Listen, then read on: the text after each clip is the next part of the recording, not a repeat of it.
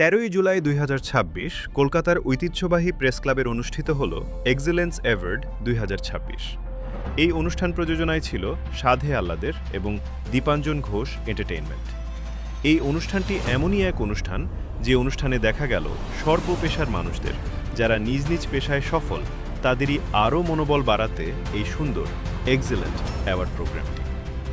এই অনুষ্ঠানে উপস্থিত ছিলেন দীপ্তিমান বাসু, জয়ন্ত নারায়ণ চ্যাটার্জির, সুজয় বিশ্বাস, তান্নি চৌধুরী, দীপঙ্কর রায়, রূপালী বাসু, সপ্ত ভট্টাচার্য, অনুশ্রী মিত্র, সুব্রত দত্ত, ঋতব্রত ভট্টাচার্য, অর্জুন চক্রবর্তী, রেশমি ভট্টাচার্য, ভিনিতা চ্যাটার্জি, নন্দিনী ভট্টাচার্য, অনিন্দিতা দাস, অভিষেক বোস, স্বরলিপি, শেরলি মোদক, সোহিনী সাহা, নিলয়ন চ্যাটার্জি, মৌলি দত্ত, দেবাশিস মণ্ডল।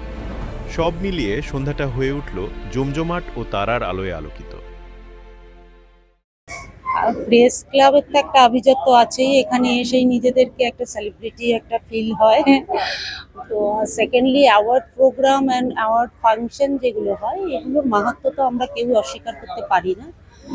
প্রতিটা মানুষকে যারাই কোনো না কিছু করার চেষ্টা করছি, কিছু একটা ক্রিয়েটিভ কিছু করার চেষ্টা করছি, তাদেরকে উৎসাহ দেওয়ার জন্য অ্যাওয়ার্ড ফাংশনে জুরি মেলা খুবই ভালো। তো আমি ধন্যবাদ জানাবো সাধে আহ্লাদ থেকে যে তারা এত সুন্দর একটা অ্যাওয়ার্ড প্রোগ্রামের অ্যারেঞ্জ করার জন্য। ভবিষ্যতে যেন আমরা যারা ছোটোখাটো মানুষজন আছি তাদেরকে উৎসাহ দেওয়ার জন্য এরকম প্রোগ্রাম আরো হতে থাকবে। আমার নাম সঙ্গীতা দাস।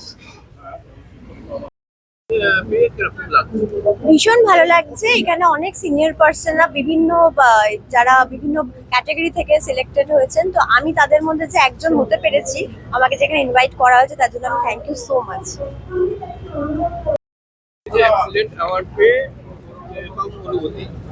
অবশ্যই ভালো লাগছে। যে কোনো অ্যাওয়ার্ডই মানুষকে ভালো তো লাগে, তার সাথে আরো ভালো কাজ করার একটা মোটিভেট করে।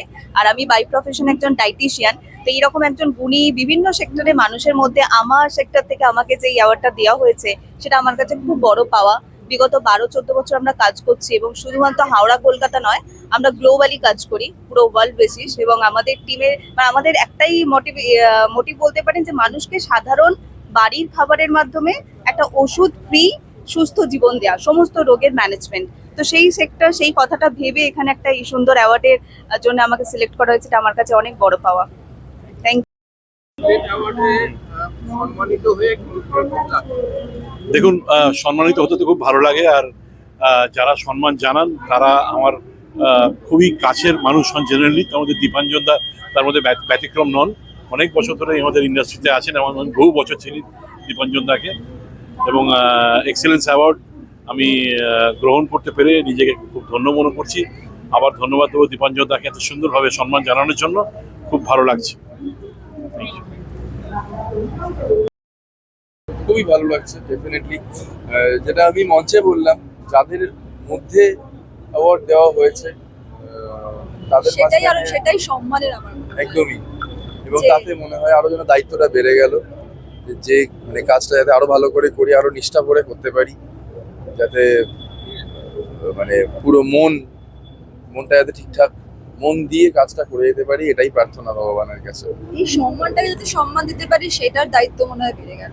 কারণ এত গুণী ব্যক্তিদের মধ্যে তারা অ্যাওয়ার্ড নিচ্ছে, যেখানে যেই মঞ্চে দাঁড়িয়ে সেখানেই দাঁড়িয়ে আমি অ্যাওয়ার্ড নিচ্ছি, এটা একটা খুব বড় পাওনা ছিল আজকের জন্য।